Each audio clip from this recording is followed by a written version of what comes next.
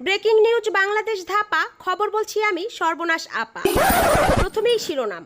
গতকাল গুরগুরিয়া থানার ভুরভুরিয়া গ্রামে 40 বছর বয়সের এক স্বামী অফিস থেকে ঘরে ফেরার সাথে সাথে তার আপন স্ত্রী হাতের কাছে থাকা সেফ টিফিন দিয়ে গুতা মেরে তার স্বামীর চোখের 12টা বাজিয়ে দিয়েছে। ব্যাপারটা ভুয়া সিআইডি দিয়ে তদন্ত করে জানা যায় যে স্বামী বেটার নজর ভালো না, তাই স্ত্রী আর তার স্বামীর চোখ সহ্য করতে পারল না। এদিকে আরও জানা যায় যে ঝামেলা শহরের চরিত্রহীন গ্রামে 6 দিন খাবার না দিয়ে খাটের নিচে বেঁধে রেখেছে 3 বাচ্চার মা এক সুন্দরী নারী তার বাচ্চাদের আপন বাবাকে। ঘটনাস্থলে ভুয়া পুলিশ পৌঁছালে স্ত্রী পুলিশের হাতে তুলে দেয় জলযন্ত্র প্রমাণ। স্বামী তার ফেসবুকে ফ্রেন্ড লিস্টে রেখেছেন 11 জন নারী এবং অস্বীকার করেছেন নিজের স্ত্রীকে ফেসবুকে নিজেকে সিঙ্গেল দাবি করে। অতঃপর পুলিশ স্বামীর পাছায় 12টা লাঠির বাড়ি দিয়ে মামলাটি খালাস করে।